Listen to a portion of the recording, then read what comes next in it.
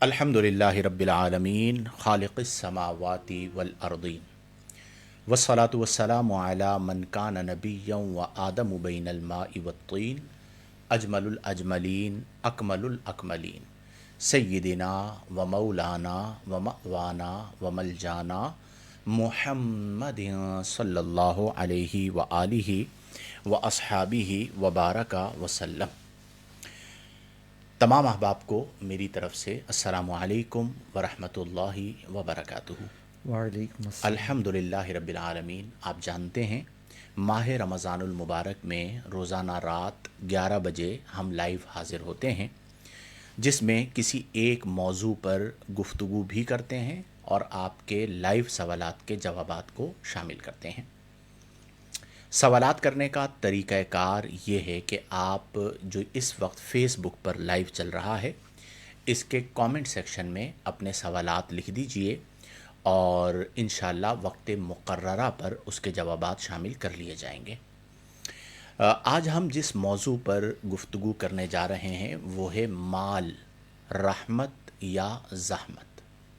आप जानते हैं इस वक्त मटीरियलिस्टिक मिजाज बढ़ता चला जा रहा है और हर बंदा माल के पीछे भाग रहा है, वो किसी भी शोबे से ताल्लुक़ हो।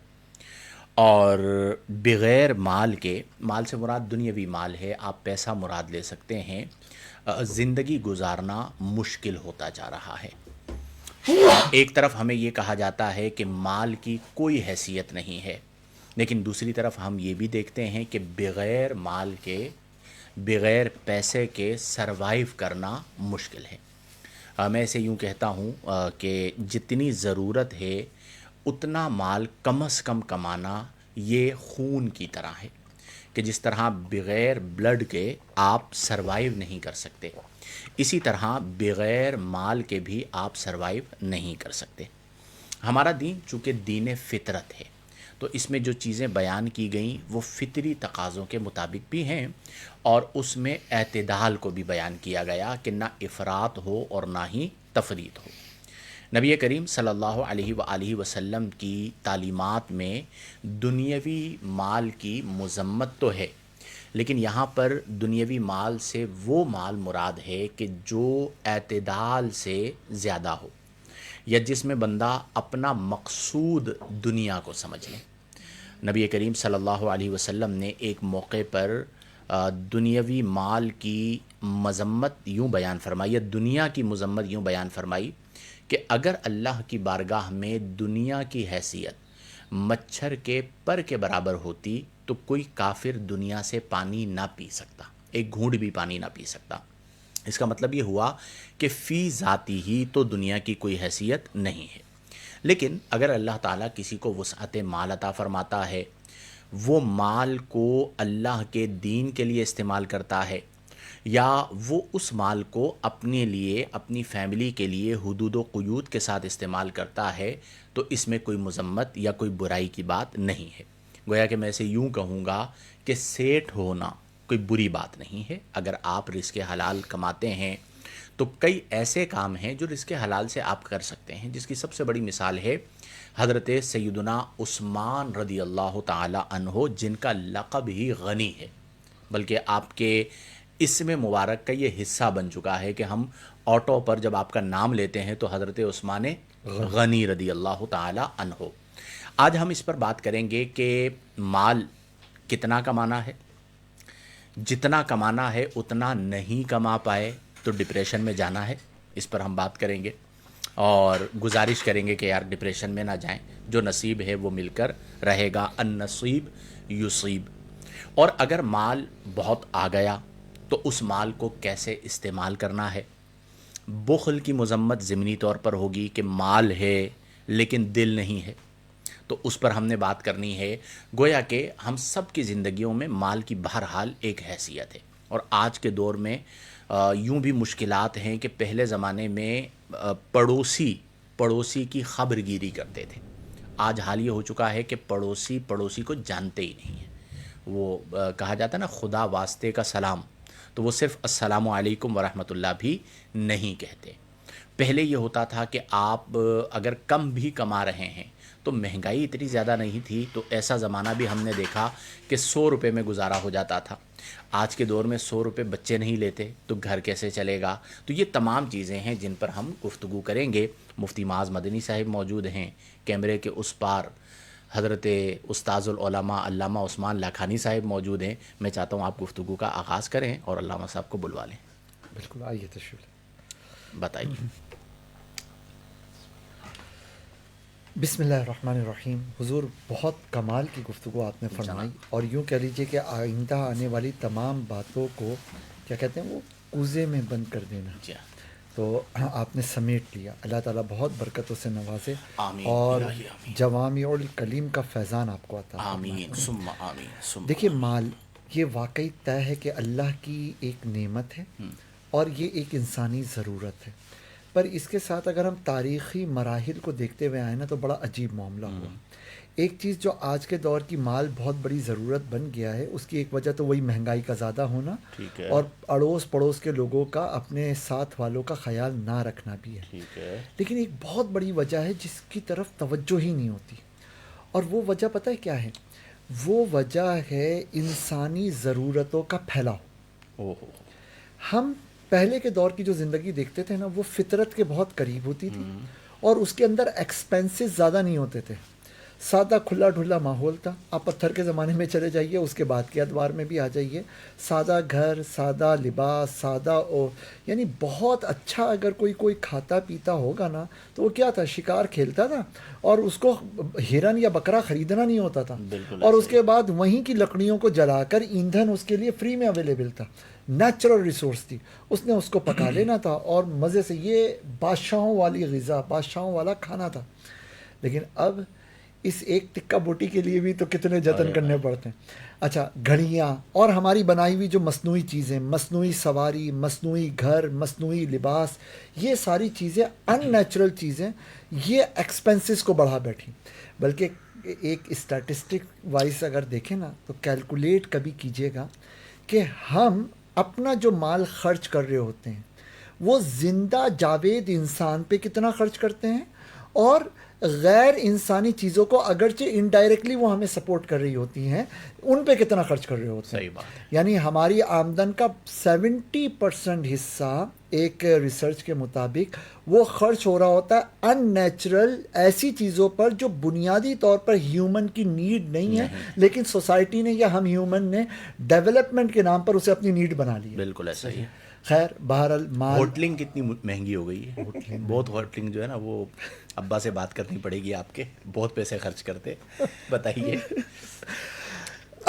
خیر، اسی کی خاطر مال کو کمانا ظاہر ہے کہ چونکہ حالات ہیں ہم اس دور سے نکل نہیں سکتے. ہم پتھر کے زمانے میں نہیں پیدا ہوئے. یعنی وہاں پہ گھاس سے گاڑی چل جاتی تھی، گدھا گاڑی، بھینس گاڑی، گھوڑا گاڑی، لیکن اب پیٹرول سے ہی گاڑی چلے گی. اس کے لیے کمانا تو ہے. اچھا، کمانا ہے تو حلال کمانا ہے. اور ایک بڑا معروف اتنا خوبصورت ایک بڑا دیر کے لیے ہیلا، میں نے کہا گھاس سے گاڑی کیسے چلتی تھی، کوئی نئی ایجاد. ایک بڑا معروف معاملہ یہ ہے کہ صاحب دیکھیے وہ ہنسی مذاق میں نکل گیا. چلیں کوئی بات نہیں، آ جائے.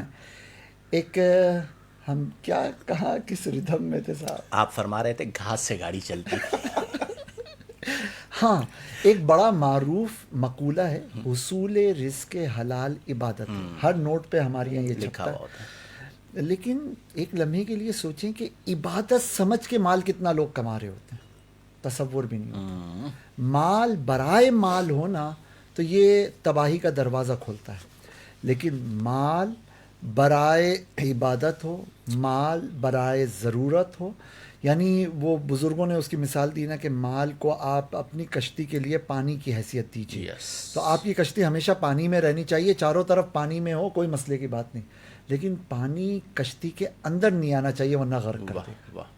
کیا خیال؟ بالکل صحیح بات ہے. وہ کہتے ہیں کہ محنت سے کمانا ہے، اور یہ آپ نے شروع میں تمہیدی گفتگو میں فرمایا بھی، آپ دوبارہ فرمائیے. کلی اختیار ہے. محنت سے کمانا ہے، اور پھر اس کے بعد جتن سے بچانا ہے، اور حسرت سے لٹانا ہے، چھوڑ جانا ہے. یہ مال ہے. حضرت بات یہ ہے کہ 4 چیزیں میں سمجھتا ہوں کہ مال کے حوالے سے، مطلب رحمت اور زحمت کا جو ہمارا ٹاپک ہے، سب سے پہلے تو نمبر آتا ہے نیت کا. میں کیا کہہ رہا تھا کہ ٹاپک کس نے دیا تھا؟ علامہ عثمان اللہ خانی. اب پہلی گفتگو آپ نے کرنی تھی، اسی میں سے ہم نے نقطے نکال لیے تھے. اب یہی کہہ رہے تھے کہ توحید کون بیان کرے گا، اور آپ لیٹ ہو گئے. اب یہ 4 بتائے، پھر انہی 4 پہ ہماری گفتگو چلے گی. بالکل ایسا ہی ہے. اگر ہم آؤٹ لائن بنانا چاہیں نا، تو 4 چیزیں ہیں ایسی کہ جن کے بہاف ہم جو ہے نا وہ مال کی زحمت اور رحمت کے پہلو کے حوالے سے ہم جو ہے نا ایک باؤنڈری کھینچ سکتے ہیں. سب سے پہلے نمبر آتا ہے نیت کا، کہ مال سے متعلق جو نیت ہے نا وہ انسان کی کیا ہے، اور یہ نیت مطلب اگلے مراحل کو طے کرے گی. اگر اس نیت میں فساد ہے، چاہے وہ حصول کے اعتبار سے ہے، مال حاصل کرنا، یا مال کو استعمال کرنا، یا پھر مال جب انسان کے اپنے پاس ہو تو اس کو اپنی بڑائی سمجھنا یا اللہ کی طرف نسبت کرنا، یہ نیت پر ڈپینڈ کرتا ہے. بعض لوگ مال اس لیے بھی کماتے ہیں یا مال اس لیے چاہتے ہیں کہ جناب وہ خود کو بڑا سمجھیں. تو یہ جو بگاڑ ہے پہلا، یہ ہے نیت کے اندر. صحیح بات ہے. دوسری چیز ہے مال کے حوالے سے اس کا حصول. اس کے حصول کے بڑے طریقہ کار ہیں. مطلب اگر آپ حلال ذرائع دیکھیں تو اس میں بھی ایک پوری فہرست بنتی ہے. پھر اس کی شرائط، کن شرائط پر اس نے جو نا کام کر مال کو کمایا ہے، وہ درست ہیں غلط ہیں. پھر حرام ذرائع پر جب جائیں تو وہ جناب مطلب آپ سمجھ لیں کہ ان گنت جہتیں اس میں اب کے دور میں نکل آئیں گی مال کے حصول کے حوالے سے. اس کے بعد مال کا استعمال ہے. جو مال پر اللہ تبارک و تعالیٰ نے حق رکھے ہیں، حقوق اللہ بھی ہیں، حقوق العباد بھی ہیں، ٹھیک ہے نا.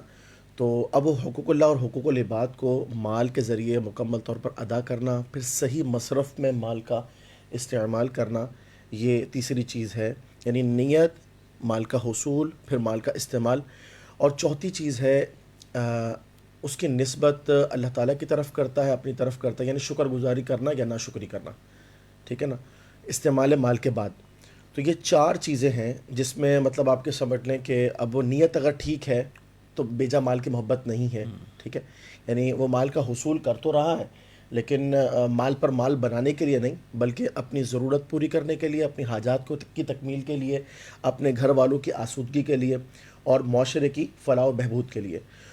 تو یہ جو آؤٹ لائن ہے نا، مطلب جس میں نیت، حصول مال، استعمال مال، اور پھر آخر میں شکر گزاری، یہ 4 چیزوں پر فوکس کر میں سمجھتا ہوں آج ہمیں بات کرنی چاہیے. تو مال کے حوالے سے رحمت اور زحمت کا ہمارا یہ معاملہ کلیئر ہوگا.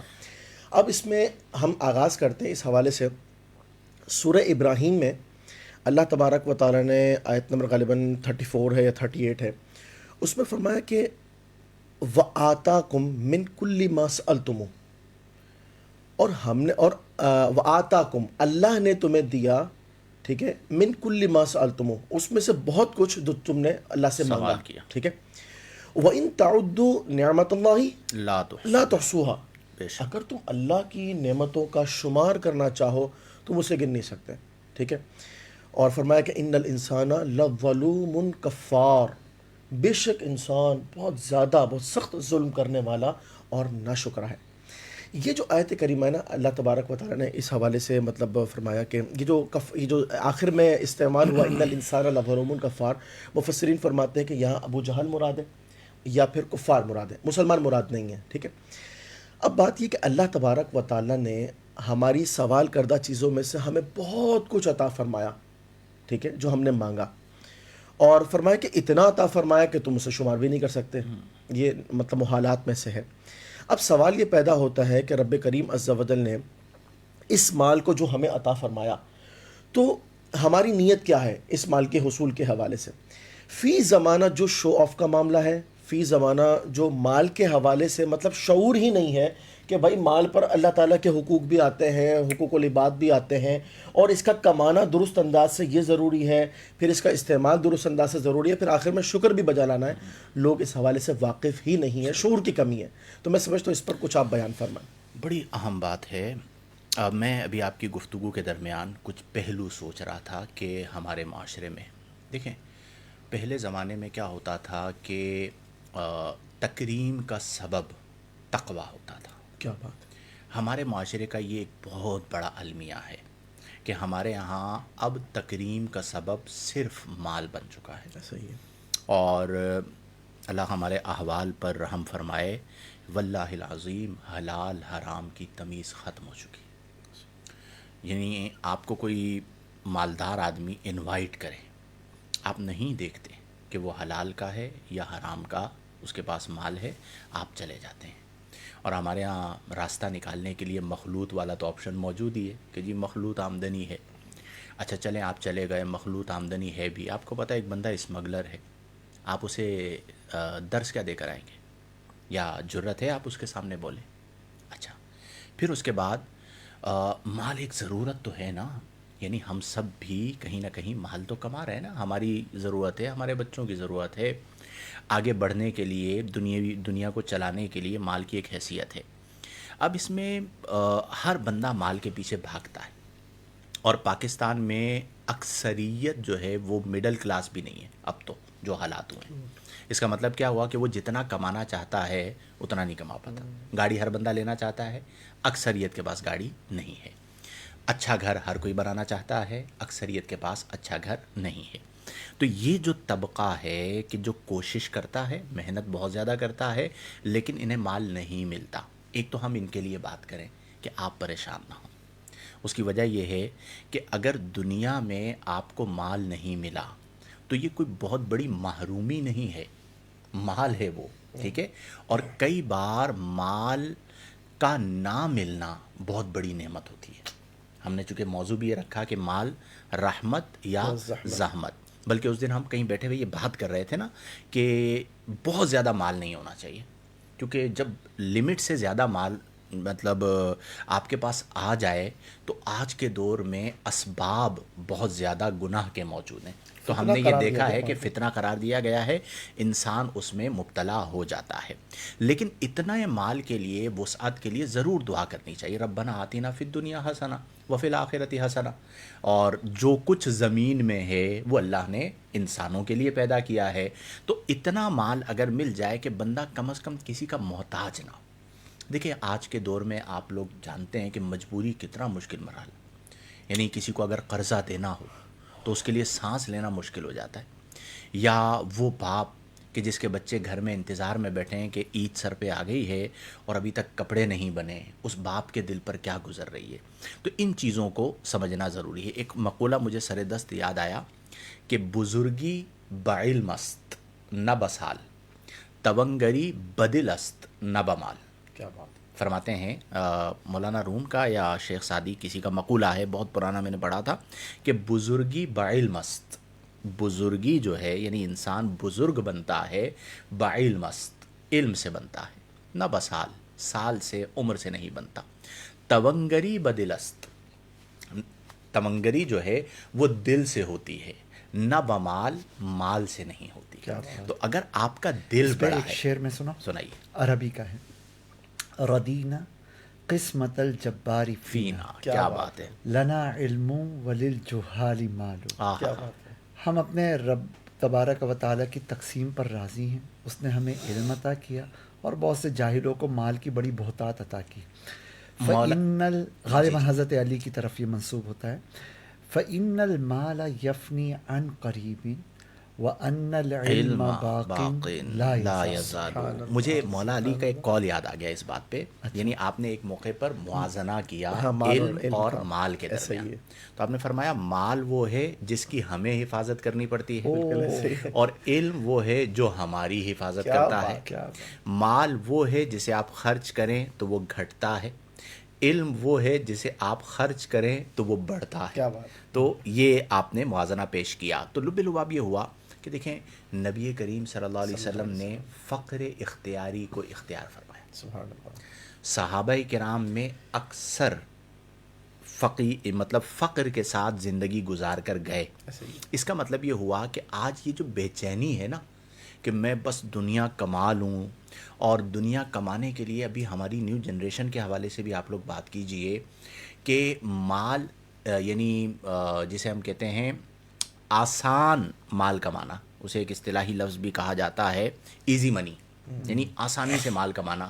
اب سوشل میڈیا پہ یہ مال اس طرح کمانا اور دکھانے کا بڑا ایک ٹرینڈ بن گیا ہے, اور انہیں دیکھنے کے لیے یا اس کو دیکھ کر کئی لوگ مال حاصل کرنے کے لیے اپنے آپ کو ذلیل کروا دیتے ہیں.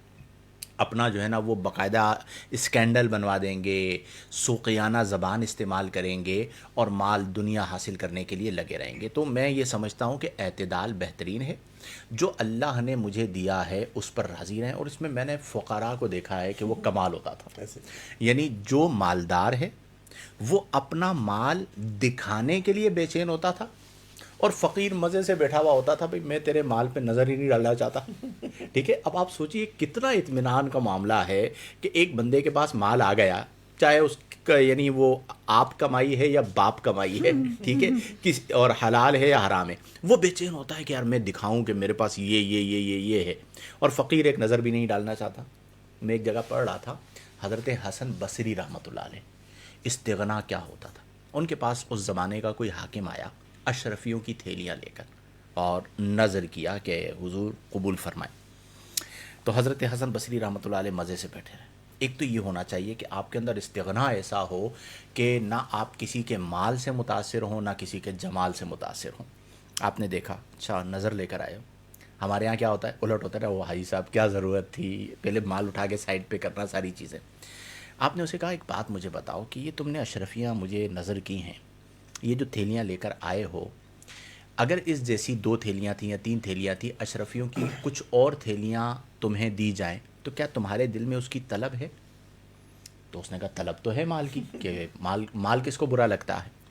تو حضرت حسن بصری رحمہ اللہ نے فرمایا کہ تمہارے دل میں اشرفیوں کی طلب ہے, مجھے تم نے جو یہ نظر کی ہے مجھے تو اس کی بھی طلب نہیں. تو اس کا مطلب یہ ہوا کہ میں غنی ہوں, تم فقیر ہو.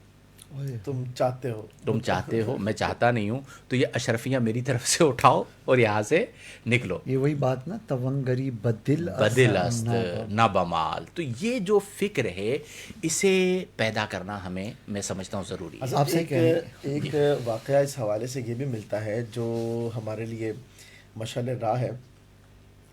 ہمارے معاشرے کے اندر بالفرض کبھی اگر ایسا ہو جائے کوئی مہمان آئے اور گھر میں قلت ہو, تو ہم یہ فیل کرتے ہو ہمارے پاس اتنا بھی نہیں ہے کہ ہم کسی مہمان کو جو ہے نا وہ سیر کروا سکیں اور مطلب اس کو خوش رکھ سکیں. رسول پاک صلی اللہ علیہ وسلم کا بھی اپنے فقر اختیاری کا تذکرہ فرمایا. ایک دفعہ ایسا ہوا کہ ایک شخص نبی کریم صلی اللہ علیہ وسلم کی خدمت میں آئے اور انہوں نے عرض کیا, یا رسول اللہ صلی اللہ علیہ وسلم میں بہت بھوکا ہوں, مجھے آپ کھانا دیجیے.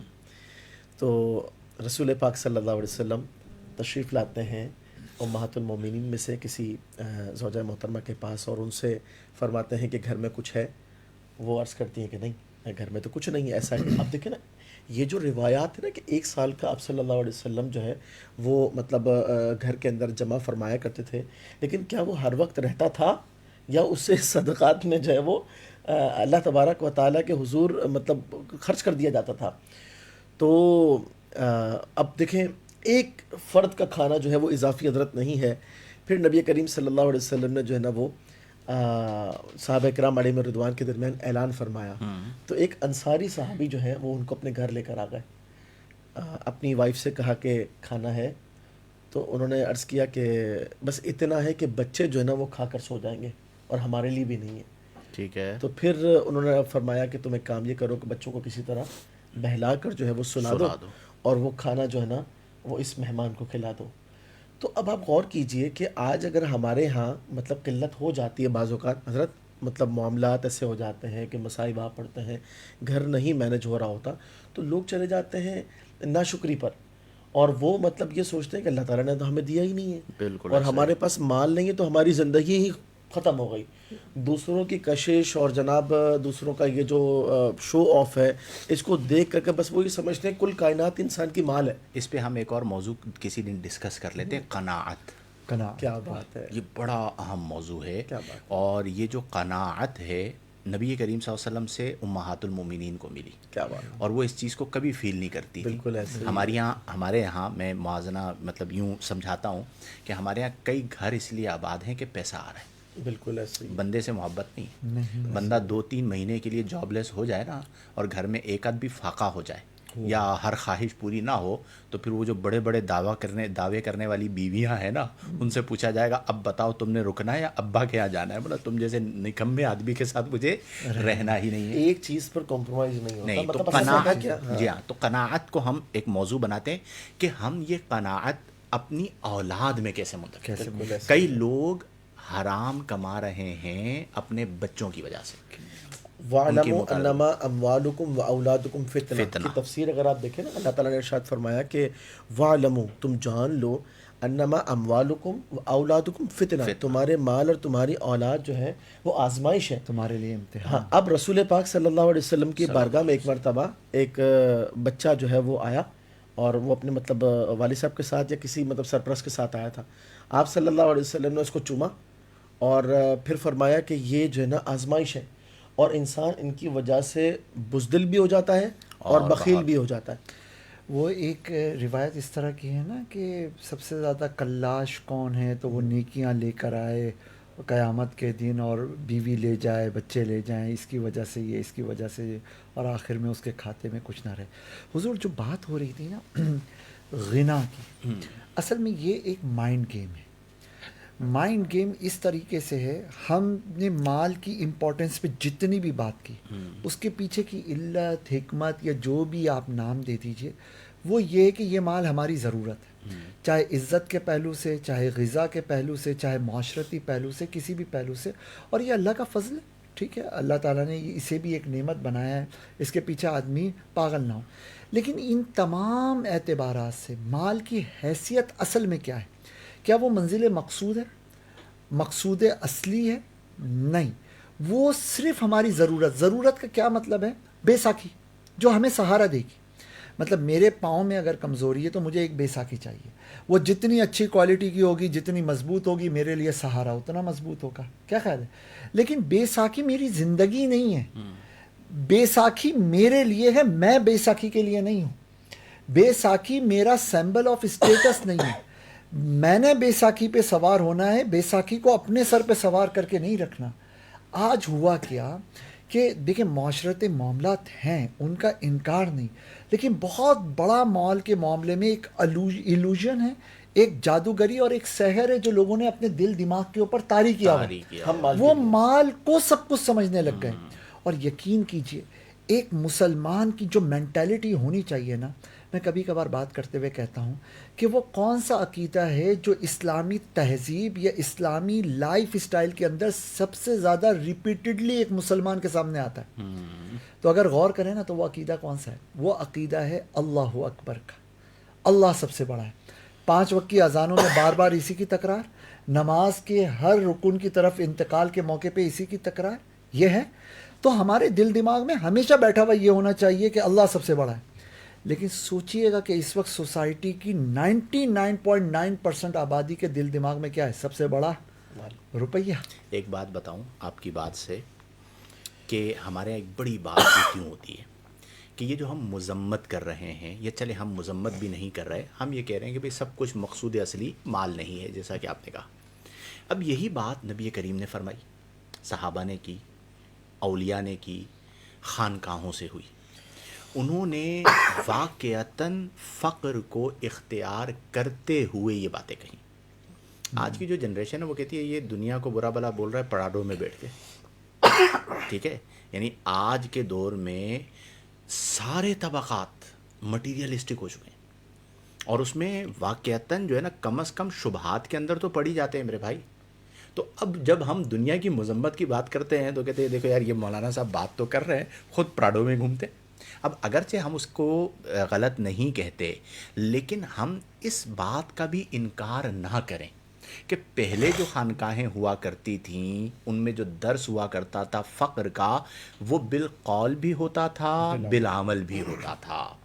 اب صرف اور صرف قال رہ گیا ہے، بات رہ گئی ہے، عملی طور پر قلب کے اندر وہ چیز موجود نہیں ہے. یعنی یہ جو دل ہے، اس دل میں محبت مال کسی نہ کسی انداز میں موجود ہے. اصل بات وہی ہے جس کی طرف آپ نے ایک اشارہ کیا تھا، کشتی والی بات، کہ کشتی پانی پر رہے تو اوکے ہے، اور پانی اگر کشتی پر آ جائے تو ڈوب جائے گی. آپ دنیا کو بالکل کیا کہتے ہیں انجوائے کریں رزق حلال سے. آپ گھومیے, آپ اچھا کھائیے, آپ اچھا پیجیے, آپ اچھا لباس پہنیے, یہ ہمارے دین میں بالکل درست ہے, اس کی کوئی ممانعت. لیکن وہ جو دنیا ہے وہ آپ کے دل میں نہ آئے. ایسا ہی. دل جو ہے وہ اللہ تعالیٰ سے جڑا ہوا ہو اور آپ کے مزاج میں استغنا ہو. اور کم از کم ہم یہ کریں کہ یار کہیں نہ کہیں ہمارا بھی یہ معاملہ ہوتا ہے کہ ہم بندے کی مالی حیثیت کو دیکھ کر ملاقات کا انداز بدلتے ہیں. یہ بہت خطرناک چیز ہے, اور اس میں یعنی کئی بار ہم لاشعوری انداز میں کر رہے ہوتے ہیں. یعنی ہمیں پتہ بھی نہیں ہوتا کہ ہم ایک چیز کو کہہ رہے ہیں برا برا برا برا برا, خود ہم اسی کا ارتکاب کر رہے ہوتے ہیں. یعنی ہمارے پاس ایک بڑی پارٹی آ جائے تو ہمارا رویہ ٹھک کر کے تبدیل ہو جاتا ہے. ایون ملاقات کا انداز بدل جاتا ہے. یعنی ایک عام ٹھیلے والے سے ہم ہاتھ ملائیں اور ایک مل آنر سے, ٹھیک ہے, یا ملٹی ملینر بندے سے ہم ہاتھ ملائیں تو ہمارے رویے میں فرق آ جاتا ہے. اچھا, پھر مٹیریل ہمارے سروں پر اتنا سوار ہو گیا کہ اب تو لوگ مطلب بیان کے لیے بائک پہ جانا بھی اپنے لیے جو ہے وہ شرم کی بات سمجھتے ہیں. بھائی آپ کے پاس اگر گاڑی نہیں ہے, ہم ایک زمانے تک بائک پہ جاتے تھے نا, ٹھیک ہے, تو اگر یہ چیز آپ نے سر پر نہیں سوار کرنی, یعنی ایک مالدار آدمی آ گیا, ایک عہدے والا آدمی آ گیا, تو آپ کے اوپر کوئی کب کبھی آپ کا خطاب وہی ہونا چاہیے, ٹھیک ہے, اس کے مال کی وجہ سے, اس کے عہدے کی وجہ سے. آپ اگر علمی طور پر مضبوط ہیں, اچھا یہ کمی کہاں پر ہوتی ہے؟ جہاں پر اندر کھوٹ ہوتا ہے.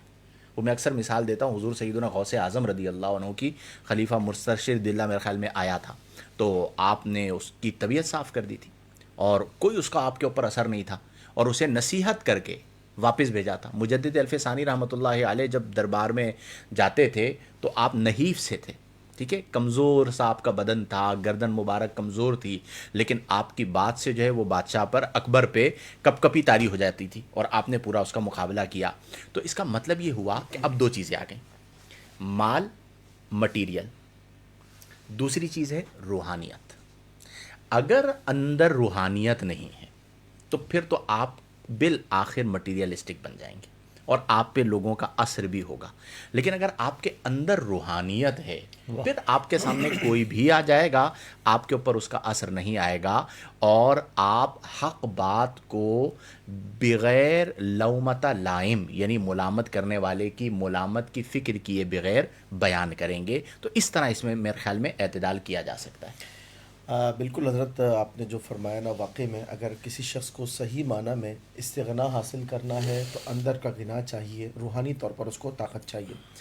اچھا, اس حوالے سے میں بات کرتے ہیں کہ مال کی وجہ سے انسان بہت سارے گناہ کی طرف مائل ہوتا ہے اور بعض اوقات شعور بھی نہیں ہوتا.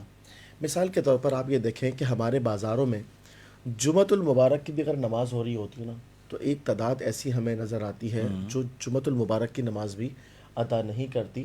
آپ با جماعت نمازوں کا تو معاملہ چھوڑ ہی دیں. بالکل ایسے. اچھا, اب اسی طریقے سے مال کے حوالے سے جو ایک طلب ہے زیادتی کی, ایک تعداد ہے جو اس کی طلب میں حرام ذرائع کو اس انداز سے اختیار کر چکی ہے کہ وہ یہ کہتے ہیں کہ اس سے بچنے کا راستہ ہی نہیں ہے. مثال کے طور پر جن لوگوں کا کام ہے سسٹم کے تحت رشوت کے لین دین کا, وہ یہ کہتے ہیں کہ یار ہم مطلب یہ جو ہمارا جو روزگار ہے وہ تو ہے ہی اسی سے وابستہ, جب تک ہم رشوت نہ لیں تب تک ہم بچ ہی نہیں سکتے. صحیح بات ہے. اسی طریقے سے جھوٹ بول کر تجارت کرنا, چاہے وہ مال کا بیچنا خریدنا, بہت مطلب, حالانکہ اچھا جھوٹ کو تو حرام سمجھا ہی نہیں جاتا, برائی بھی نہیں سمجھا جاتا, اور آپ کے سمجھ لیں کہ حصول مال کے لیے, کثرت کی وجہ سے, کثرت لانے کے لیے اس حوالے سے جو ہے نا وہ کام ہوتا ہے. ایک یہ جو آیت کریمہ ہے نا, اس پر آپ ذرا روشنی ڈالیں.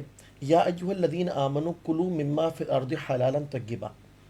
مال جو ہے وہ سکون کا ذریعہ بھی ہے, اور اللہ تبارک و تعالیٰ کی نعمتوں کو انجوائے کرنا, ان سے لطف اندوز ہونا, اور مطلب اپنی فیملی کے اوپر خرچ کرنا, اپنے آپ پر خرچ کرنا, اس پر ہمیں کلام کرنا چاہیے. کہ آج جو کیفیات ہیں ہماری, ہم سب کچھ جمع کر رہے ہیں, نوٹ کمانے کی مشین بنے ہوئے, لیکن انسان انویسٹ ان یور سیلف کے فلسفے سے بھی جو ہے نا خالی نظر آتا ہے. کیا کہیں گے؟ زبردست. آپ نے کب سے ویسے انویسٹ ان یور سیلف شروع کیا تھا؟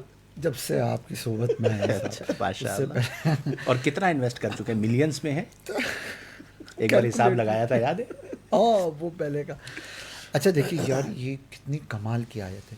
میں نے ایک کتاب میں پڑھا تھا کہ اگر قرآن کریم کا مطالعہ کیا جائے تو لگتا ایسا ہے کہ نماز کی جتنی تلقین ہوئی ہے اس کے بعد اگر سب سے زیادہ کسی چیز کی تلقین ہے وہ اکل حلال کی تلقین ہے، سبحان حلال اللہ۔ کھانے کی تلقین ہے۔ خیر اب یہ اس کتاب کے رائٹر کی اپنی ریسرچ ہے۔ رزق حلال کمانا یا رزق حلال حلال طیب کھانا یہ بہت زیادہ ویلیوبل فرض ہے، کیا خیال ہے؟ اچھا یہ کیوں فرض ہے؟ اس کی بہت ساری حکمتیں ہیں، حکم الہی ہے، لیکن ایک چیز ہم اگر سوچیں تو جو ہم کھاتے ہیں، جو ہماری غذا ہے، وہی غذا جذب ہوتی ہے، اس کی توانائیاں ہماری باڈی میں جذب ہوتی ہیں، اور باڈی کے جس حصے کو جتنی توانائی کی ضرورت ہوتی بالکل ہے صحیح۔ اسی غذا سے وہ حاصل ہو رہی ہوتی ہے۔ مثلا کیلشیم چونا ہماری باڈی کو جہاں جہاں چاہیے ہماری غذا میں سے وہ چونا جذب ہوتا ہے، خون کے ساتھ پوری باڈی میں ٹریول کرتا ہے۔ اب اگر ہڈیوں میں چونا چاہیے تو وہاں پہ وہ کیلشیم پہنچ جاتا ہے، کہیں پہ آئرن چاہیے، لوہا، یا اسی طرح جو جو چیزیں چاہیے وہ خون میں شامل ہوتا ہے آنتوں سے جذب ہونے کے بعد اور پوری باڈی تک وہ پہنچتا ہے۔ اچھا ایک بات کہوں بیچ میں کہ ہماری قوم پاکستانی قوم ہے نا، تو اگر وہ چونا وہاں پہ نہیں مل رہا ہوتا تو وہ پان اور گٹکے کے ذریعے جو ہے وہ چونا کھا رہے ہوتے ہیں تاکہ وہ جہاں جہاں کبھی ہے وہ پوری ہو جائے۔ اور اگر یہ ایسا حل ہے۔ بھی نہ ہو تو پھر باہر لوگوں کو چونا لگا دیتے ہیں۔ بتائیے۔ اچھا اب کیا معاملہ ہے، ایک لمحے کے لیے آپ بھی سوچیں، میں بھی سوچوں کہ اگر کوئی باپ اپنی اولادوں کو حرام کھلا رہا ہے، اللہ اکبر۔ اگر وہ خود حرام کھا رہا ہے تو وہ کیا، وہ اصل میں اس کا جو بچہ ہے، ٹھیک ہے وہ نکاح شادی اور اس کے نتیجے میں پیدا ہونے والا بچہ ہے تو حلال کا بچہ، لیکن اس کا بدن کس سے بنا ہے؟ اس کے گوشت کے ریشے، اللہ اس کے خون کے قطرے کس غذا سے بن رہے ہیں؟ وہ غذا اگر حرام کی ہے تو یہ بچہ جو پروان چڑھ رہا ہے یہ حرام کا پروان چڑھ رہا ہے۔ اور کئی دفعہ ہوتا ہے کئی لوگ چاہتے ہیں کہ اچھا دیکھیں برا نہ دیکھیں، اچھا بولیں برا نہ بولیں، وہ عبادتیں کرنا چاہتے ہیں لیکن ان کا بدن ساتھ نہیں دے رہا ہوتا۔ اس کا صوفیہ کے مطابق ایک بڑا ریزن یہ ہے کہ ان کا بدن حرام سے پروان چڑھا ہوا ہے تو وہ عبادت کے اندر لطف ہی نہیں حاصل کر پا رہا ہوتا، ان کو قرآن دیکھنے میں سکون نہیں فیل ہو رہا ہوتا، کیونکہ آنکھوں کی رگوں کے اندر جو اجزاء ہیں وہ اجزاء حرام سے پیدا ہوئے پیدا اجزاء ہوا ہیں۔ تو عقل حلال اچھا عقل حلال ہوگا کہاں سے؟ سب سے پہلے جو ہم نے کمایا اگر وہ شریعت کے اصولوں کے مطابق کمایا تو یہ حلال۔ بہت اہم بات ہے۔ اچھا جو کمائی کما لی، یہ کمائی ہمیں جو حاصل ہوئی ہوئی ہے اس میں سے شریعت کے حقوق پورے ہوئے تو اب اس کو استعمال کرنا حلال۔ اگر نہیں حقوق پورے کیے تو وہ تو کنز ہے جو داغا جائے گا۔ اچھا پھر اس کے بعد کھانے کے لیے بھی یا پہننے اوڑھنے کے لیے بھی وہ حقوق جو شریعت کے ہیں، وہ حقوق جو شریعت نے بندوں کے لیے رکھے ہوئے ہیں، یعنی سائل اور محرومین کے حق ہیں تمہارے مال کے اندر، ایسے ہی ہے۔ وہ ادا ہوں تو پھر ہمارے لیے حلال۔ اور پھر جب ہم کھائیں یا استعمال کریں اس میں پھر اسراف نہ ہو، تبذیر نہ ہو، ان چیزوں کے بعد وہ چیز ساری کسوٹیوں پہ اترنے، اور قیامت کے دن ہمارے قدم ہم اپنی جگہ سے ہلا نہیں سکیں گے جب تک دو باتوں کا تو جواب نہ دیں، مال کہاں سے کمایا اور کہاں پہ خرچ کیا۔ یار اس کی ایک اپنی روحانیت ہے۔ یعنی اگر آپ کو، مجھے ابھی ایک مقولہ یاد آ گیا، صوفیہ کے یہاں عقل حلال، صدق مقال اور دل سوختہ، یہ تین چیزیں ہوتی ہیں۔ اور عقل حلال یعنی حلال کھانا، صدق مقال یعنی سچ بولنا، اور دل سوختہ درد والا دل۔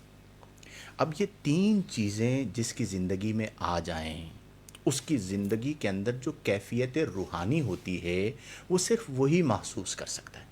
آپ اسی لیے دیکھیں کہ وہ لوگ فاقے کیا کرتے تھے، جھونپڑی میں رہا کرتے تھے، چٹائی پہ سویا کرتے تھے، لیکن اطمینان پہاڑ جیسا ہوا کرتا تھا۔ وجہ کیا تھی کہ ان کا عقل حلال تھا، ان کا مقال صدق پر مشتمل تھا، اور ان کا دل دنیا سے نہیں لگا ہوا تھا، ان کا دل اللہ سے لگا ہوا تھا۔ اسے ہم رمضان میں سمجھ سکتے ہیں نا، کہ آپ دیکھیں دن میں ہماری کتنی بہترین کیفیت ہوتی ہے۔ رات کو تراویح میں آپ دیکھیے کہ 20 رکعت تراویح ہیں لیکن لوگ مسجدوں میں جوق در جوق کھڑے ہوئے پڑھ رہے ہوتے ہیں۔ مکۃ المکرمہ اور مدینۃ المنورہ میں آپ رش کا عالم دیکھیے، لوگ آئے ہوئے ہوتے ہیں اور وہاں پہ بیٹھے ہوئے ہوتے ہیں، اور ہزاروں کی تعداد میں 4 گھنٹے 5 گھنٹے پہلے مسجد میں ان ہونا پڑتا ہے افطاری کرنے کے لیے، دروازے بند ہو جاتے ہیں، ٹھیک ہے، اور لوگ اس سے پہلے پہنچ کے اپنی جگہ پر بیٹھے ہوئے ہوتے ہیں۔ اب کیا ہے کیفیت روحانی. میں اکثر اس بات پہ زور دیتا ہوں کہ اگر آپ کو بدلنا ہے نا تو آپ کسی کیفیت والے کے پاس بیٹھیں. جب آپ کا دل بدلے گا، آپ کا قلب بدلے گا، آپ کو لطف ملے گا، پھر آپ کی غذا جو ہے نا وہ یہ جو ہم کہہ رہے ہوتے ہیں کہ بھئی وہ آج چلتے ہیں فلاں جگہ پہ فلاں جگہ پہ، آج یہاں کھانا کھاتے ہیں وہاں، آپ کو اس میں نہیں، پھر آپ کا ذکر، آپ کی غذا اللہ کا ذکر ہوگا. کیا بات. اس کی ایگزامپل دوں میں آپ کو. دیکھیں ہم سب یہ دیکھیں، ہمارے آڈینس بھی دیکھیں، ہم نے بڑھنا تو ہے، جیسے ایک کومپل ہے وہ نکل گئی ہے نا، اب اس نے بڑھنا تو ہے. اب اس کے اوپر ہے کہ یا تو وہ دائیں بائیں کسی بھی رخ کے اوپر بڑھتی چلی جائے، مادے، مٹیریل، دنیا کسی بھی رخ پہ بڑھتی چلی جائے، اور چاہے تو ایک سیدھی ٹہنی کے ساتھ بندھ جائے.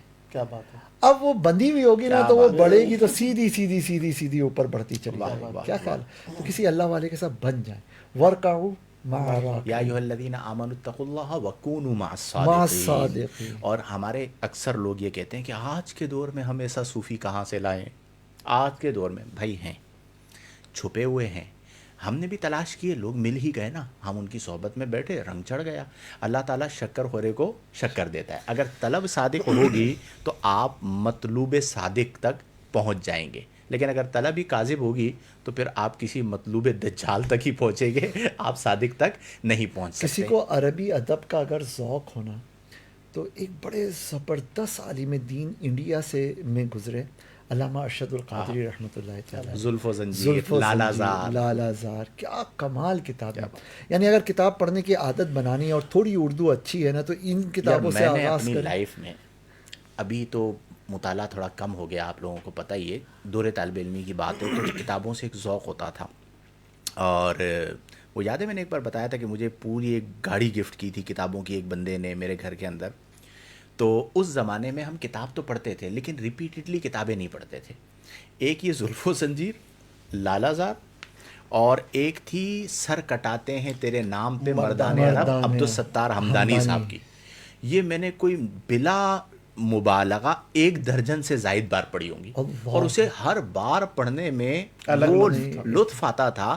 یعنی وہ جس طرح کسی زمانے کے اندر وہ ڈائجسٹ کا ایک لوگوں کو لت لگی ہوئی ہوتی تھی نا، اس کا انداز تحریر اتنا پیارا تھا کہ آپ اسے ختم کرتے تھے پھر خود طلب ہوتی تھی کہ یار میں دوبارہ شروع پڑھ کروں. لیتا ہوں. اور ایک ہی مجلس کے اندر پوری جلد جو ہے وہ ہم لوگ جو ہے وہ نمٹا دیا کرتے تھے اور چٹپٹ کر دیا کرتے تھے، اور مزہ آیا کرتا تھا. خوبصورت. اسی بک کے اندر نا، اسی بک کے اندر انہوں نے پورا ایک واقعہ لکھا ہے.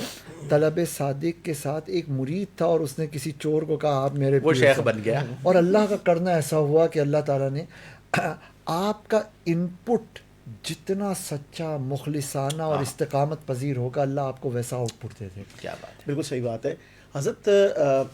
یہ جو ہمارے معاشرے کے اندر مال کے حوالے سے کورٹ میں اگر آپ جائیں تو بے شمار کیسز آپ کو دیکھنے کو ملتے ہیں. مطلب آپ یہ دیکھیں کہ زمینوں پر قبضے، باقاعدہ پورے مافیاز بنے ہوئے اس حوالے سے، اور ایک شخص اپنی پوری جمع پونجی، وہ زندگی بھر کی محنت جمع کرتا ہے، یا اس کو ترکے میں کوئی چیز ملتی ہے، کہیں کوئی ڈاکومنٹس کے اندر کچھ کمی ہے، حقدار وہ خود ہے، اور پھر اس کے بعد جو ہے کس طریقے سے اس کو ہتھیا لیا جاتا ہے.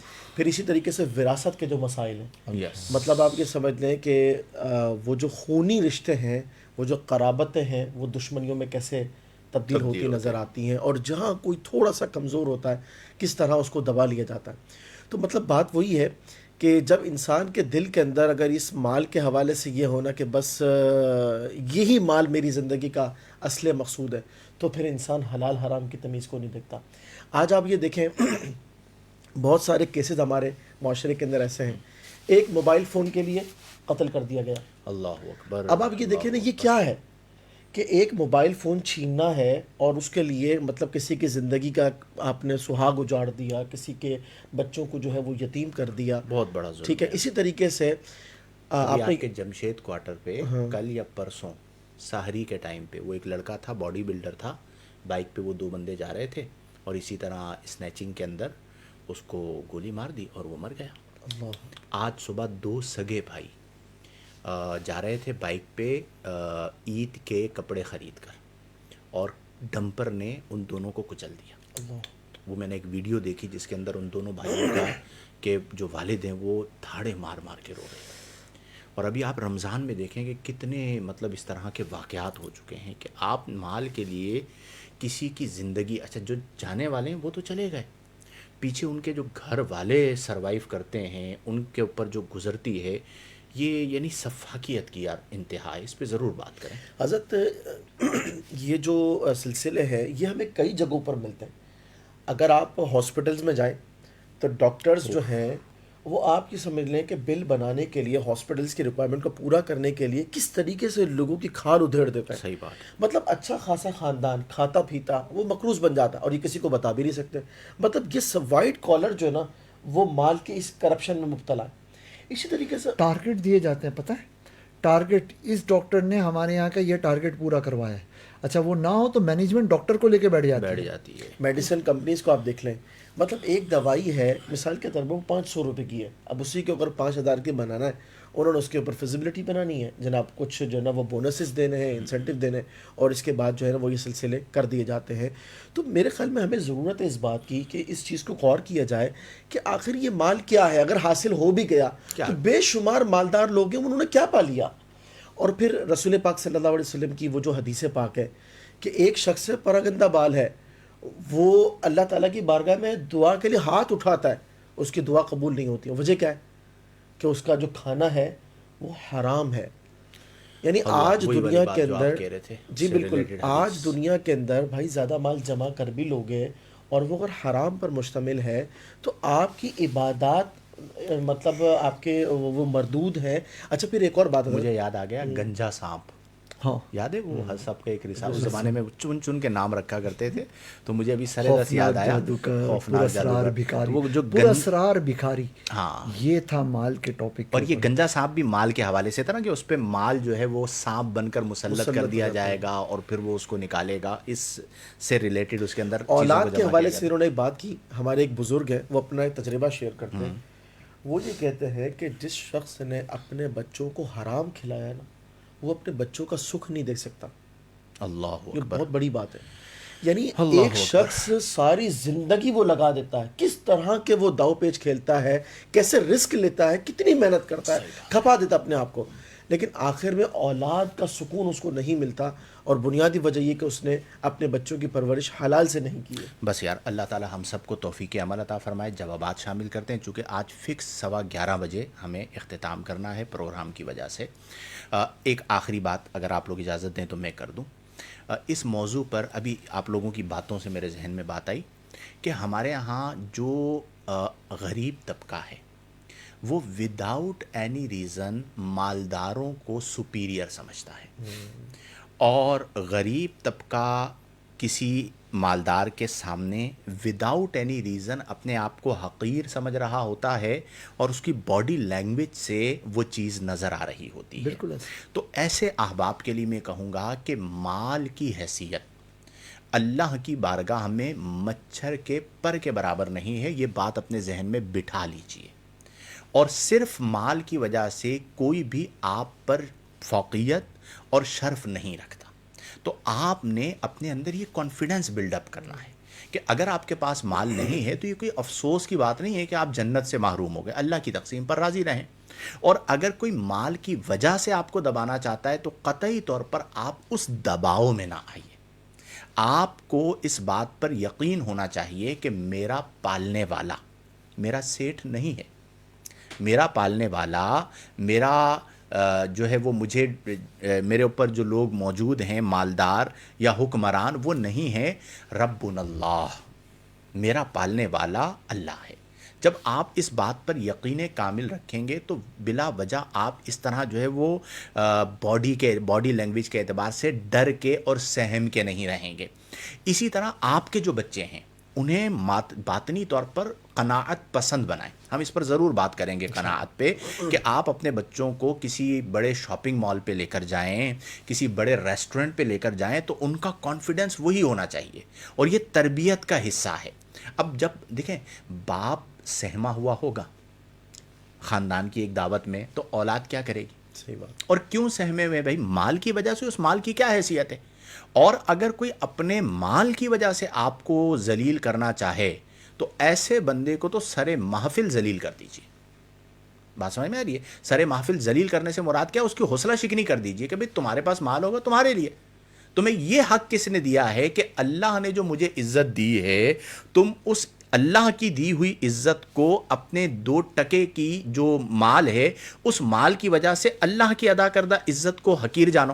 تو کبھی بھی اپنی عزت نفس پر کسی مالدار، کسی طاقتور کی وجہ سے کمپرومائز مت کیجئے، انشاءاللہ الجلیل زندگی سکون میں رہے گی۔ اللہ تعالی ہمیں اتنا مال عطا فرمائے کہ ہم کسی کے محتاج نہ ہوں، ٹھیک ہے؟ اللہ تعالیٰ اپنی ذات کے سوا کسی کا محتاج نہ فرمائے، اور کسی کے سامنے ہاتھ نہ پھیلانا پڑے۔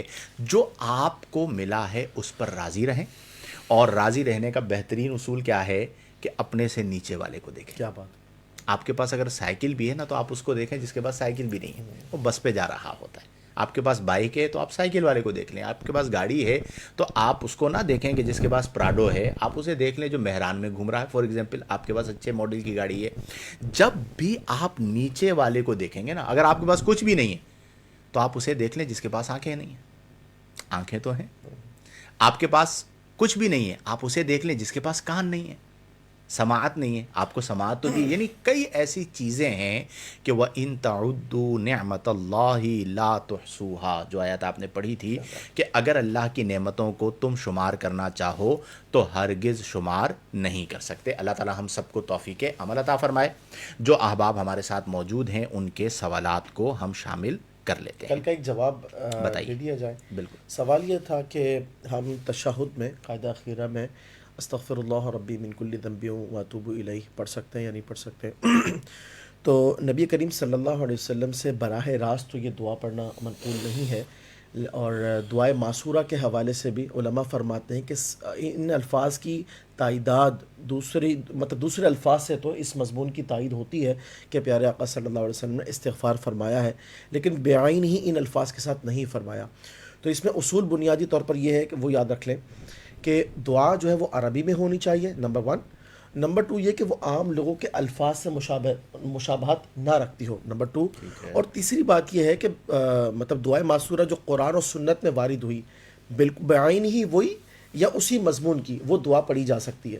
تو استغفر اللہ ربی من کل ذنب واتوب الیہ اگرچہ مطلب کہ دعائے معصورہ میں شامل ہے، سیم یہی الفاظ کے ساتھ رسول پاک صلی اللہ علیہ وسلم سے تو ثابت نہیں ہے، یعنی نماز میں دعا پڑھنا، لیکن آپ صلی اللہ علیہ وسلم سے نماز میں تشہد کے بعد اس طرح کے الفاظ کے ساتھ دعا کرنا ثابت ہے، لہذا اس کی اجازت نکل سکتی ہے۔ چلیں، جزاکم اللہ۔ شیخ حسنین احمد صاحب، مفتی صاحب، جس طرح رمضان اینڈنگ کی طرف جا رہا ہے، دل میں ایک عجیب سا خوف پیدا ہو گیا ہے کہ وہی گناہ اور کم عبادت والی زندگی سٹارٹ ہونے جا رہی ہے۔ یہی رمضان والا تقوی آگے کی زندگی میں بھی کیسے لایا جائے، کچھ رہنمائی فرما دیں۔ دیکھیں، ایک تو میں یہ عرض کروں گا کہ یہ جو آپ کی کیفیت بنی ہے یہ بھی ایک اللہ کی نعمت ہے کہ آپ کے دل میں یہ کیفیت اللہ نے پیدا فرما دی کہ آپ اس زندگی کو چاہتے ہیں، اور اللہ تعالیٰ نیتوں کو جانتا ہے۔ اب یہ تقوی کیسے لا سکتے ہیں؟ آپ سب لا سکتے ہیں، اور بڑے مزے سے لا سکتے ہیں کہ آپ رمضان میں اپنا تعلق اللہ سے مضبوط کر دیں۔ رمضان جائے گا، اللہ کی رحمت رہے گی۔ جب وہ روحانی لطف آپ کو اپنے قلب میں محسوس ہوگا، آپ خود بخود اس روحانی لطف کی وجہ سے عبادات کے قریب رہیں گے۔ اور اس میں ایک چیز یہ شامل کر لیں کہ آپ نے ابھی رمضان میں آپ تراویح پڑھ رہے ہیں، جیسے صلاۃ اللیل کہا جاتا ہے، آپ رمضان کے بعد صرف 2 رکعت پڑھیں، لیکن ضرور پڑھیں صلاۃ اللیل۔ صوفیہ کے ہاں صلاۃ اللیل کی بڑی پابندی ہوتی تھی، اور وہ جو صلاۃ اللیل تھی اس کی روحانیت ہی اور ہوتی تھی، تو وہ مرید پر، سالک پر لازم کرتے تھے کہ تم نے صلاۃ اللیل کو نہیں چھوڑنا، اور 2 رکعت چاہے پڑھو لیکن صلاۃ اللیل لازم پڑھو۔ تو اگر آپ کیفیت رمضان بعد رمضان چاہتے ہیں تو نسخہ بھی میں نے آپ کو بتا دیا ہے کہ ایک آپ صلاۃ اللیل کو تھام لیں، اور دوسرا آپ تلاوت قرآن کو تھام لیں۔ اگر آپ نے یہ ذہن بنا لیا کہ میں نے عید والے دن بھی تلاوت قرآن کرنی ہے، اور میں نے عید کی رات کو بھی 2 رکعت صلاۃ اللیل پڑھنی ہے، آپ یقین کیجئے آپ تسبیح اور مصلی تھامیے تو صحیح، پھر آپ لطف دیکھیں کہ آپ کس طرح روحانی طور پر آگے بڑھتے ہیں۔ سبحان اچھا جی، اس کے بعد ہیں نور بانو صاحبہ ہیں کوئی، سلام علیکم السلام۔ عبد المجید صاحب ہیں ماشاء اللہ۔ ماریا صاحبہ ہیں کل والا سوال لے لیجئے گا، دعائے معصورہ والا۔ ابھی آپ نے وہی بیان ابھی تو کیا وہی نا؟ جواب بس دیا۔ صحیح، یہ آپ کا جواب ہو گیا جی۔ نبیل علی لودھی صاحب ہیں ماشاء اللہ، بہت خوب علمی گفتگو۔ ماشاء بول دو یار برکت۔ بارک اللہ۔ ہمارے علامہ عثمان صاحب سے ہمیں تعریف نکالنے کے لیے بڑے جتن کرنے پڑتے ہیں۔ نبیل اسٹوڈنٹ مطلب اچھا، ماشاء اللہ۔ الفرقان میں آپ سے بھی میرے خیال میں پڑھا ہے انہوں نے، اچھا، نبیل لودھی۔ فارغ و تحصیل ہے ہاں، ماشاء اللہ۔ حافظ چلو بھی بھائی، ہیں۔ اس کی گفتگو سے نظر آ رہا ہے علمی گفتگو، ہاں تو پڑھا لکھا ماشاء آدمی۔ اللہ ماشاء اللہ نبی، اللہ برکت دے۔ عبد العزیز جو ہیں یہ کہہ رہے ہیں ایسے صوفیاء کی صحبت ہمیں کیسے ملے گی؟ دیکھیں ہمارے ہاں کچھ محافل ہوتی ہیں، ابھی ہم انشاءاللہ رمضان کے بعد یہیں کھارا در میں مدینہ مسجد میں ہماری مشاورت ہوئی ہے، ونس ان اے منتھ ایک ذکر کی محفل شروع کرنے جا رہے ہیں، اور وہ انشاءاللہ صوفیاء کے طریق پر ہوگی، اس میں ذکر بھی ہوگا، اس میں سالکین کی رہنمائی کے لیے جو بنیادی اصول ہیں وہ بھی بیان کیے جائیں گے، اور وہ لائیو بھی ہوا کرے گی۔ تو جو اہل کراچی ہیں وہ اس محفل میں آ جایا کریں، یا آس پاس آپ دیکھ لیں جہاں پر بھی ذکر کی محفل ہو رہی ہے وہاں پر آپ جا کر بیٹھ جائیں، تو آپ کو صوفیاء کی جو صحبت ہے وہ آپ کی زندگی کو تبدیل کر دے گی۔ تو انشاءاللہ ہم بھی ایک کوشش کریں گے کہ ہم ایک اس طرح کا ماحول کریٹ کرنے میں کامیاب ہو جائیں کہ جہاں پر اللہ کا ذکر ہو، اللہ تعالیٰ کو یاد کیا جائے، درود پاک پڑھا جائے، مراقبہ کیا جائے، تاکہ ہم ان کیفیات کو اپنے قلوب میں محسوس کر سکیں۔ شیخ حسنین احمد صاحب ہیں مفتی صاحب، فی زمانہ اگر کوئی میل ٹیچر ایک کلاس میں صرف فیمیل اسٹوڈنٹس کو پڑھا رہا ہو تو اس کا شرعی حکم کیا ہوگا، اور اس سے کمائے ہوئے پیسے حلال ہوں گے کہ نہیں؟ دیکھیے دو چیزیں اسلام میں منع ہیں، ایک ہے بے حجابی، اور دوسرا وہ اختلاط جو فتنے کا سبب اور ذریعہ بن سکے۔ اگر خالی میل ٹیچر ہے لیکن وہ اسٹوڈنٹ سے ڈسٹینس رکھتا ہے، اختلاط ان معنی میں نہیں ہوتا کہ اسے مادر پیدر پوری آزادی ہے، اور نمبر دو جو خواتین بیٹھی ہوئی ہیں وہ اپنی برد باری کو برقرار رکھتے ہوئے حجاب کے ساتھ ہیں، تو اس کی گنجائش ضرور نکل سکتی ہے، لیکن اس میں بھی بہتر یہ کہ اس سے اجتناب کیا جائے کیونکہ آزمائش بہت زیادہ ہے، لیکن فقہی اعتبار سے، شرعی اعتبار سے اس کی بالکل گنجائش نکل سکتی ہے۔ یہ بالکل ایسے ہی ہے کہ جیسے ایک کنڈکٹر خواتین کے خانے میں جا کر ان سے ٹکٹ لیتا ہے، تو یہاں پہ بھی ایک وہ ٹیچر اور اسٹوڈنٹ کا ہے، دیکھا جائے گا کیا پڑھا رہے ہیں، کیا وہاں کا ڈسپلن ہے، ان سب چیزوں کے ساتھ گنجائش کا رستہ نکل سکتا ہے۔ ٹھیک ہے، جو کمایا حلال ہے نا۔ حلال بالکل وہ۔ اچھا جی، اس کے بعد کون ہیں ہمارے ساتھ؟ مصطفیٰ رضا صاحب، مفتی صاحب، آپ تینوں حضرات کی گفتگو کمال، بہت مزہ آتا ہے۔ مفتی صاحب ایک سوال ہے، اگر کوئی یوں بولے داڑھی نہیں ہے تو کیا ہوا؟ ہمیں کیا معلوم اللہ کی بارگاہ میں زیادہ مقبول ہو؟ مفتی صاحب کسی فاسق کے بارے ایسا عقیدہ رکھنا کیسا؟ یعنی کوئی بندہ ہے جس کی داڑھی نہیں ہے اور اس کے بارے میں یہ کہنا کہ پتہ نہیں اللہ کی بارگاہ میں مقبول ہو، تو فاسق ہے، اور اس کے لیے یہ عقیدہ رکھنا۔ پلس اگر کوئی اپنی جاب کے لیے داڑھی نہیں رکھتا تو اس حوالے سے بھی رہنمائی فرمائیں۔ دیکھیے بات یہ ہے کہ کچھ لوگ تو ایسے ہوتے ہیں ہمارے معاشرے میں جو داڑھی کی تحقیر کرتے ہیں، ٹھیک ہے نا، یہ تو بہت سخت حکم ہے اس کا، اور ایسا بھی ہو سکتا ہے کہ تحقیر اگر اس انداز سے ہو کہ جناب یہ وہ جانتا ہو کہ رسول پاک صلی اللہ علیہ وسلم کی سنت ہے اور اس بات کو بنیاد بنا کر وہ تحقیر کر رہا ہے، تو یہ معاملہ کفر تک بھی جا سکتا ہے۔ دوسری بات یہ ہے کہ کسی شخص کی اگر داڑھی نہیں ہے اور اس کی تعظیم کے حوالے سے، تو چونکہ یہ مطلب اس کو معلن فاسق میں شمار کیا گیا، مطلب ایک ایسا شخص جو اعلانیہ طور پر گناہ کر رہا ہے، فقہا اس حوالے سے یہ فرماتے ہیں، تو اس شخص کی تعظیم اس حوالے سے کہ مطلب اس کی داڑھی نہیں ہے، یوں نہیں کہ ہم اس کی تذلیل کریں گے، لیکن فاسق معلم کو کسی ایسے منصب پر یا ایسے مقام پر بٹھانا کہ جو لائق عظمت ہو، مثلا امامت کا مصلی، تو وہ تعظیم اس کو نہیں دی جائے گی۔ اور تیسری بات یہ ہے کہ جو انہوں نے پوچھا کہ کوئی آفس کے لیے داڑھی اگر کٹواتا ہے، تو دیکھیں یہ ایک علیحدہ معاملہ ہے، جاب پر تو اس کا اثر نہیں پڑے گا، یعنی جو آمدن ہے وہ تو حلال ہے، لیکن یہ عمل جو ہے وہ خلاف سنت ہے اور وہ شخص اس میں گناہ گار ہوگا۔ ٹھیک ہو گیا، جزاکم اللہ۔ ماریہ بشیر صاحبہ ہیں، جیسے مفتی صاحب نے فرمایا کہ انسان کو روحانی طور پر مضبوط ہونا چاہیے تاکہ اس کے سامنے کوئی بھی شخص آئے تو وہ اس کے مال، مرتبے، لباس، گھر یا گاڑی کی وجہ سے اسے زیادہ عزت نہ دے۔ میں نے یہ بالکل نہیں کہا کہ زیادہ عزت نہ دے، جتنی عزت کا مستحق ہے اتنی عزت دے۔ اگر کوئی شخص مال کما بھی رہا ہو تو اس کے دل میں مال کی محبت نہ ہو، تو سوال یہ ہے کہ ہمارے اندر یہ ایمانی مضبوطی مستقل اور مضبوط طریقے سے کیسے پیدا ہو سکتی ہے؟ کیونکہ بعض اوقات دل میں یہ خیال آ تو جاتا ہے، لیکن پھر خود کو سمجھانا پڑتا ہے کہ لوگوں کے ساتھ ان کی چیزوں کے مطابق برتاؤ کرنا اچھا عمل نہیں ہے۔ کیا یہ انسان کی فطرت ہے یا ہماری باطنی کمزوری ہے؟ اس بارے میں رہنمائی فرما دیجیے۔ دیکھیے، یہ میں نے گفتگو کی تھی، میں عرض کر دیتا ہوں کہ یہ تو ہوتا ہے آج کل کے دور میں کہ باطنی کمزوری ہوتی ہے، کیونکہ جب ہم اللہ کا ذکر نہیں کر رہے، ہم نوافل کا اہتمام نہیں کر رہے، اور جو لطیفہ قلب ہے، لطیفہ روح ہے، لطیفہ سر ہے، ہمیں اس کے بارے میں پتہ ہی نہیں ہے، یعنی مہینوں تک ہم اخلاص کے موضوع پر نہ پڑھتے ہیں نہ سنتے ہیں، بس اپنی زندگی گزارتے چلے جا رہے ہوتے ہیں، تو وہ باطنی کمزوری آتی ہے۔ تو ایک تو یہ ہے کہ اپنی باطنی پختگی کے لیے کوشش ضرور کرتے رہیں، اللہ کا ذکر روزانہ کریں، تلاوت قرآن روزانہ کریں، احیاء العلوم آپ روزانہ پڑھیں، رسالہ قشیریہ آپ روزانہ پڑھیں۔ تو جب آپ احوال صوفیہ پڑھتے ہیں نا، تو وہ خود بخود آپ پر اثر ڈال رہا ہوتا ہے، تو باطنی طور پر مضبوطی آتی ہے۔ دوسرا یہ ہے کہ یہ بات بالکل درست ہے کہ فطری طور پر مال کی محبت ہوتی ہے، اور فطرتاً مال کی محبت ہونا یہ مذموم نہیں ہے۔ کئی چیزیں ایسی ہیں جو ہماری زندگی میں غیر ارادی ہوتی ہیں، ارادہ نہیں ہوتا اس کے اندر۔ تو اگر غیر ارادی ہے تو تکلیف مالا یطاق ہمارے دین میں نہیں ہے کہ بھئی یہ غیر ارادی طور پر کیوں ہے۔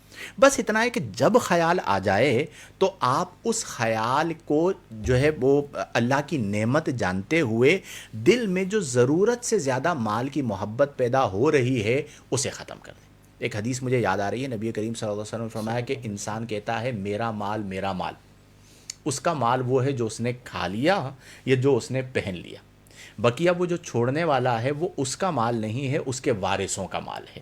تو ہم کئی بار اپنی زندگی کو مشکل بنا رہے ہوتے ہیں کہ ہم نے پلاننگ کی بھی ہوتی ہے کروڑوں کی، اور وہ جو ہم نے کروڑوں کی پلاننگ کی بھی ہوتی ہے وہ خواہشات ہوتی ہیں، اور ہمیں نہیں پتہ ہوتا کہ جی میں اپنی اولاد کے لیے الگ الگ بنگلہ، الگ الگ بزنس بنا کے جا بھی سکوں گا یا نہیں۔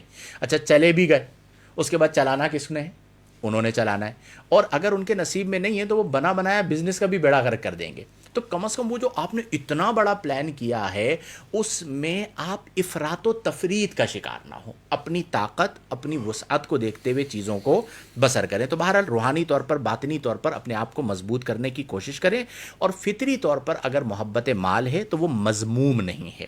ہاں، اعتدال کے ساتھ چلیں کہ اگر کبھی مشکل وقت آ گیا تو میں ہمیشہ یہ سمجھاتا ہوں کہ ایک بندہ بہت اعلیٰ لیول پہ چلا جائے نا، یعنی گاڑی پر گھومنے کا عادی ہو جائے اور اب اسے بائک پہ آنا پڑے تو اس کے لیے بڑا مشکل کام ہوتا ہے، لیکن اگر وہ صوفی ہوگا نا تو وہ سائیکل پہ بھی مزے سے جا رہا ہوگا، اسے پرواہ نہیں ہوگی لوگ کیا دیکھ کے بول رہے ہیں۔ ہمارے ہاں کئی لوگ اسٹیٹس کانشیس ہوتے ہیں اور اسٹیٹس ان کا نیچے ہو چکا ہوتا ہے، لیکن وہ لوگوں کے لیے اسے مینٹین کر رہے ہوتے ہیں، اور وہ جو لوگوں کے لیے مینٹین کر رہے ہوتے ہیں اس کے لیے وہ اور زیادہ اپنے آپ کو قرضے میں اور مسائل میں ڈال رہے ہوتے ہیں۔ تو اہل دل کا طریقہ یہ ہوتا ہے کہ انہیں اس بات کی پرواہ نہیں ہوتی کہ کون کیا بول رہا ہے، کون کیا سوچ رہا ہے، ان کے دل کی توجہ اس پر ہوتی ہی نہیں ہے کہ کون مجھے دیکھ رہا ہے کون نہیں دیکھ رہا، ان کے دل کی توجہ یہ ہوتی ہے کہ مجھے اللہ تعالیٰ کا قرب نصیب ہو جائے۔ چلیں جی، اس کے بعد ہیں ارشد رضا اتاری صاحب، مفتی صاحب، بعض مالدار لوگ مدرسوں میں جا کر کہتے ہیں ختم قرآن کریم کے لیے بچے ہمارے پاس بھجوا دینا۔ یہ پہلے بہت ہوا کرتا تھا، اب تھوڑا کم ہو گیا ہے، اور بچے وہاں جا کر ان کی چیزوں سے متاثر ہو جاتے ہیں، اور سوال یہ ہے کہ کیا مدرسے کے بچوں کو مالدار لوگوں کے گھر ختم قرآن کے لیے بھیجنا چاہیے؟ برائے کرم رہنمائی فرما دیں۔ مالدار ہی لوگ نہیں، غریب لوگ بھی قرآن خوانی کے لیے بچوں کو بلواتے ہیں. اس سلسلے میں ڈسپلن یہ ہونا چاہیے کہ بچوں کے والدین سے اجازت لے لی جائے، اور عام طور پہ جن مدرسوں میں یہ چیز رائج ہوتی ہے وہاں کے والدین کو پتہ بھی ہوتا ہے، اور سیفٹی سیکیورٹی کا بھرپور اہتمام رکھا جائے. دوسرا، مالداروں کے ساتھ ایک ڈسپلن یہ بنا لیا جائے کہ ٹھیک ہے ہماری طرف سے بچے آئیں گے وہاں قرآن پڑھیں گے، لیکن گھر کے افراد بھی ساتھ میں بیٹھ کے قرآن پڑھیں.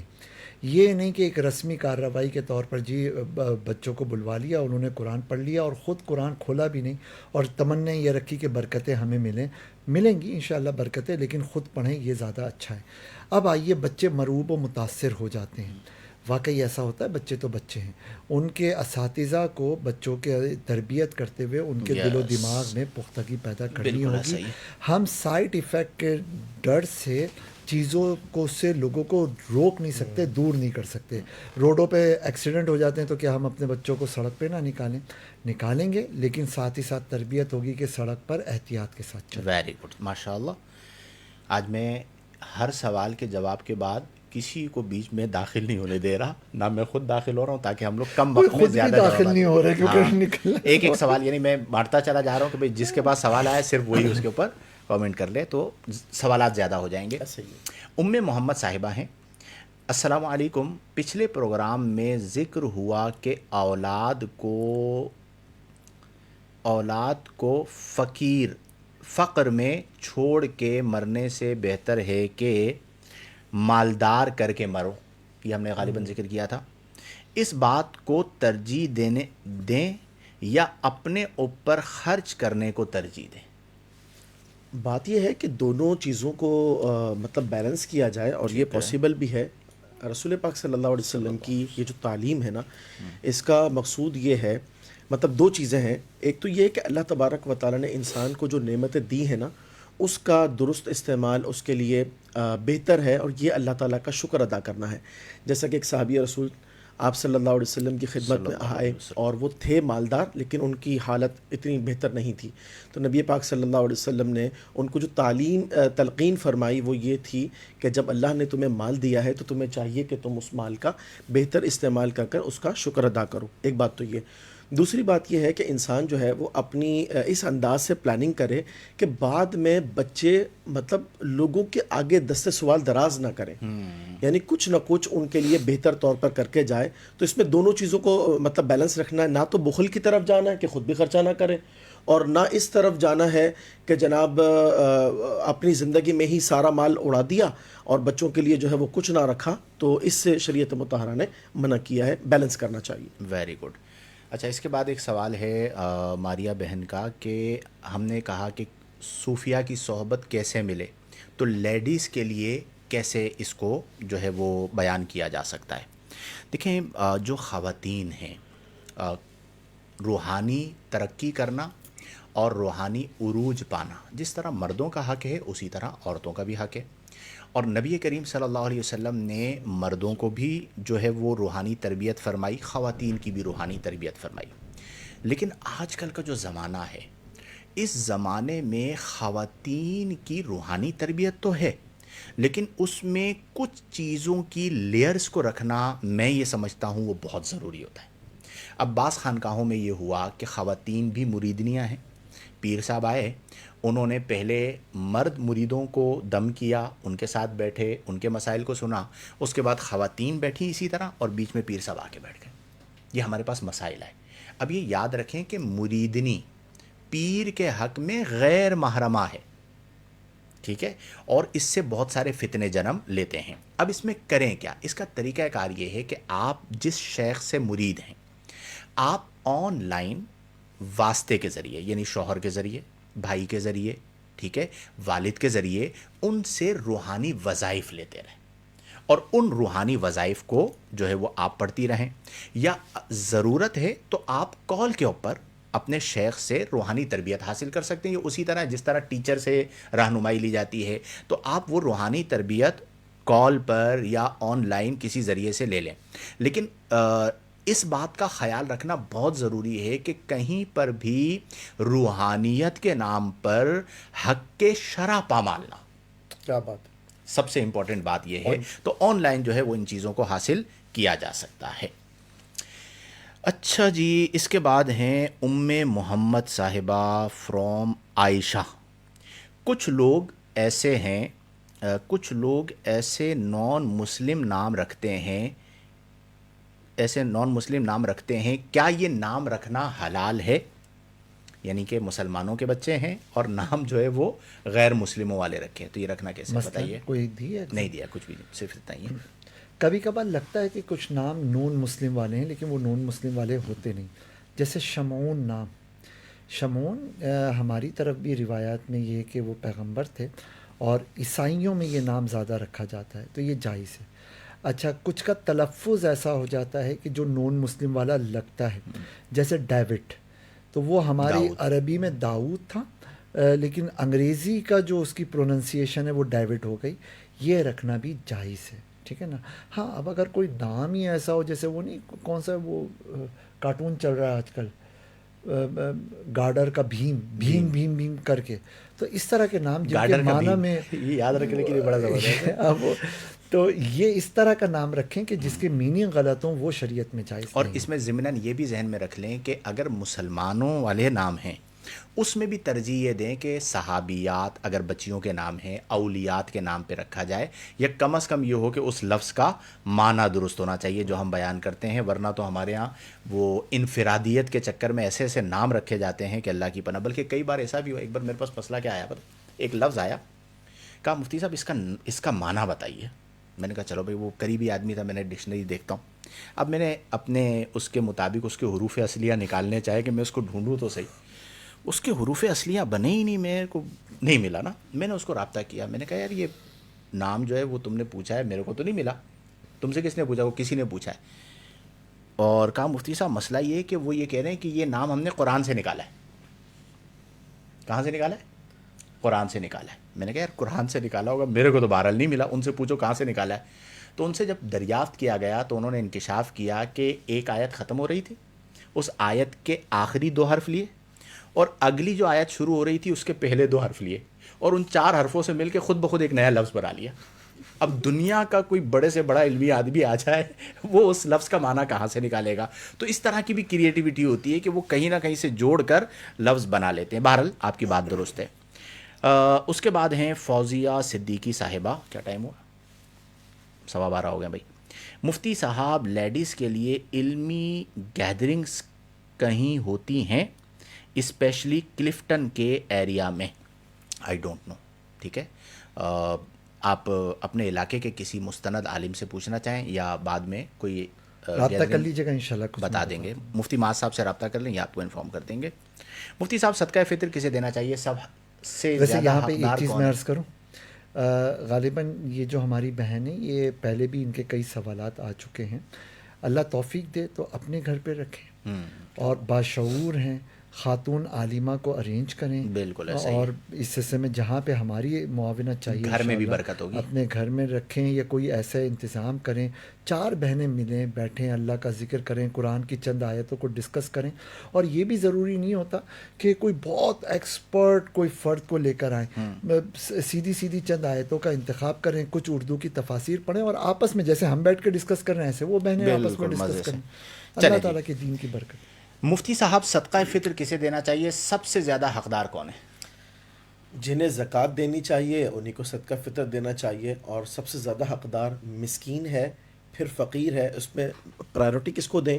جو آپ کے سب سے زیادہ قریبی ہیں رشتہ داروں میں، اگر مطلب بھائی بہن ہیں تو ان کو دے دیں. پھر اس کے علاوہ ننیال میں، ددیال میں، پھر پڑوسیوں میں، اس طریقے سے ترجیح دینی چاہیے. چلیں. مفتی صاحب، عید کے بعد بھی مفتی عثمان صاحب اور مفتی معاذ صاحب کے ساتھ یہ سلسلہ ضرور ہونا چاہیے.